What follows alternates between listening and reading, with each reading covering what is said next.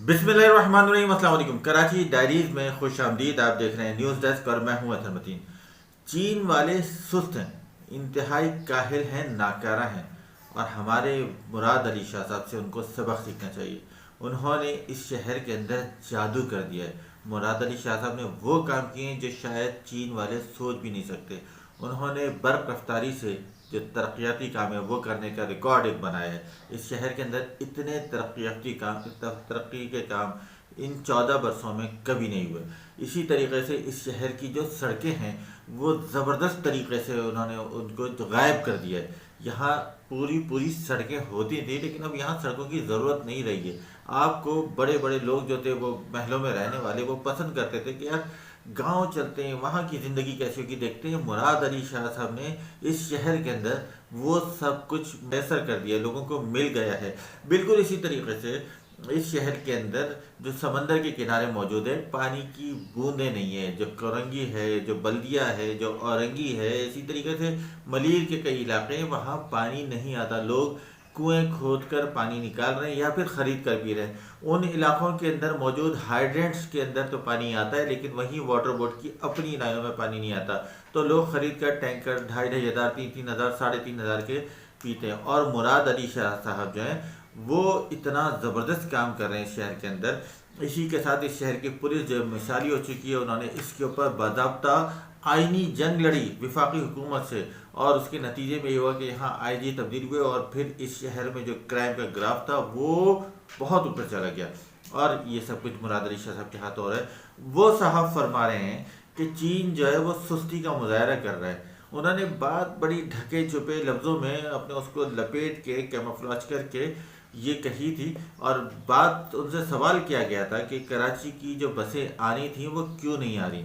आपने तो कहा था कि जनवरी में 31 जनवरी तक और सारी बसें आ चुकी होंगी। इस बात को भी एक हफ्ता हो चुका है। मुराद अली शाह साहब कहते हैं कि वहाँ पे असल में उनका कमरी साल चल रहा है तो इसलिए वो लोग चीन वाले जो है सुस्त हो गए थोड़ा सा। और इस वजह से टाइगर बड़ा तेज़ होता है, टाइगर का साल मना रहे हैं लेकिन चीन वाले सुस्त हो गए इसलिए बसें नहीं आई। ये बात वो कह के टाल गए। अब ये सोचने की बात है कि इन 14 वर्षों में कितनी बसें लाई गई हैं जो आप चीन को सुस्त कह रहे हैं। इस शहर के अंदर चलते फिरती जो बसें थी वो गायब हो गई। इस शहर के अंदर वो जो 70 की दहाई से बसें चल रही थी वो गायब हो चुकी हैं। इस शहर के अंदर जो मिनी बसें थी वो गायब हो चुकी हैं क्योंकि इस शहर में सड़कें नहीं है। इस शहर के अंदर डकैतियाँ पड़ जाती हैं बसों के अंदर, चलती बसों में। और आप जो है वो कह रहे हैं कि जनाब चीन की सुस्ती की वजह से बसें नहीं है। आपने ऐसा क्या काम किया है? आपने आखिर कहाँ से ये ऑर्डर किए हैं? क्या आपने बाकायदा चीन से इस बारे में बात की है? क्या चीन ने आपको यही बताया? क्या आप आवाम को वो ख़त या वो जवाब उनका दिखाना पसंद करेंगे? उनका ईमेल कोई आया होगा, उनका फैक्स आया होगा कि जनाब हमारे यहाँ ये कमरी साल का आगाज़ हो गया, हम इसकी तैयारी में वो है मगन है, हम इसलिए बसें अभी आपको नहीं दे सकते। क्या आप आवाम के साथ ये लेटर शेयर करना पसंद करेंगे?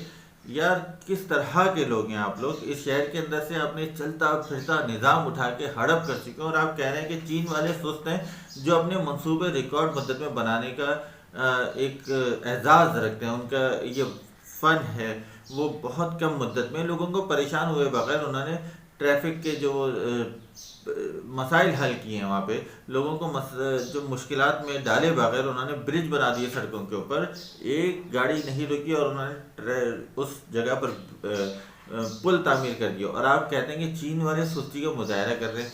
मान लेते हैं आपकी बात, तो आपने इन 14 वर्षों का हिसाब दीजिए क्या कितनी बसें लेकर आए? आप लोगों के पास फंड भी थे, वसाइल भी थे, लेकिन आपने कितनी बसें इस शहर को प्रोवाइड किए हैं? यकीन मानिए आपके पास जवाब नहीं है। आप दूसरों की बसों के ऊपर जाकर अपने फीते काट देंगे लेकिन आप इस शहर को बसें देने के कोई मूड में नहीं आते क्योंकि इस आवाम का बस नहीं चलता, वरना शायद आप इस सीट पर नहीं होते। ये तो छोड़िए, आप साथ में ये भी कहते हैं कि ऑरेंज लाइन ट्रैक जो है वो हमारा तैयार है और किसी भी लम्हे उस पर बसें आ जाएंगी। ऑरेंज लाइन ट्रैक जो 4 किलोमीटर का रकबा है वो 5 साल के अंदर भी आपने अभी तक मुकम्मल नहीं हुआ। अभी भी हम वहाँ से गुजरते हैं तो उस सड़क पर मुसलसल काम होता नज़र आ रहा है। तरकाम अब भी जारी है, ज़हमत के लिए माजरत खाएँ, सड़क बंद है। और ये आप उसके ऊपर भी कहते हैं कि जनाब वहाँ पर हमारी बसें कब आएंगी भाई, बसें कब चलेंगी? और यकीन जानिए ये बसें आप इसके लिए अलग ट्रैक तामीर करने की ज़रूरत नहीं है, इन्हीं सड़कों के ऊपर आप बसें चलाते हैं। यहाँ से बड़े बड़े रूट हैं, मलिर से लेके शारा फैसल टावर, इसके अलावा सोहराबगढ़ से लेकर टावर, इसी तरीके से सुरजानी से लेकर टावर, ये सारे ट्रैक मौजूद हैं। बड़ी चौड़ी सड़कें, या फिर औरंगी टाउन की सड़कें, कोरंगी की सड़कें, इतने चौड़े चौड़े रोड हैं कि इनके ऊपर अगर आप बसें चला देंगे ना तो ये बाइक वाले, ये गाड़ियों वाले सब छोड़ देंगे। लोगों को शौक नहीं है इन बसों में आने का, इन ख्वारियों का, क्योंकि ये बाइक लेके जाना जो बंदा चला रहा होता है उसकी हालत बुरी हो जाती है। यहाँ पे जो सड़कों का हाल है, जिस तरीके के यहाँ ट्रैफिक मसाइल होते हैं, आपने बार बार ब्रेक लगाना। एक बाइक वाला जब शाम 5-6 बजे वापस ऑफिस के लिए निकलता है, ऑफिस से घर के लिए निकलता है, रास्ते में उसको तकरीबन जब 25 से 30 मिनट का फासला है, वो 40 मिनट, 50 मिनट, 1-1.5 घंटे तक में पहुंच जाता है। और उसके साथ उसको बार बार ब्रेक लगाना है, बार बार रुकना है। उसकी जो गड्ढों के अंदर बाइक उछलती है, जम्स ख़राब हो जाते हैं।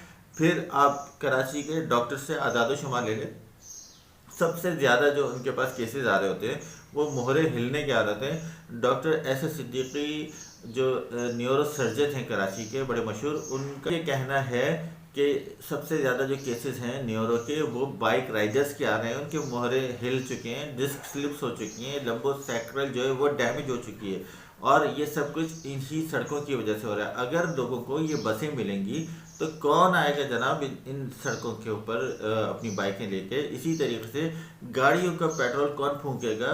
जो पेट्रोल जो आपको समझ लीजिए 300 रुपये में आपका एक सफ़र हो जाता था, वो इस वक्त 800 रुपये पर पहुँच चुका है पेट्रोल प्राइस की वजह से। आपकी बसें इन सड़कों पर चलाने की वजह से ये लोग अपने घरों में अपनी गाड़ी खड़ी कर देंगे और इमरजेंसी की सूरत में निकाला करेंगे। आप सोचिए तो सही कितने मसाइल इस शहर के हल हो जाएंगे सिर्फ आपकी ज़रा सी तवज्जो देने की वजह से। लेकिन अल्लाह अकबर, साईं सरकार तो ख्वाब गफलत के मज़े में है। वो जो कायम अली शाह साहब के ज़माने में कहा जाता था सिंध हालत भंग में है, और यकीन मानिए वो ऐसा असर चढ़ा हुआ है कि अब तक वो भंग का असर गया नहीं है और अभी भी वही हाल किया जा रहा है। तो अल्लाह बेहतर जानता है कब इस शहर के मसाइल हल हो सकेंगे और कब इस सड़कों पर बसें दौड़ेगी, अब आपकी बस होगी। मिलते हैं इंशाल्लाह अगले वीलॉग में। अपनी राय से ज़रूर आगाह कीजिएगा। कराची डायरी सब्सक्राइब करने के लिए एक दफ़ा फिर रिक्वेस्ट, बहुत शुक्रिया।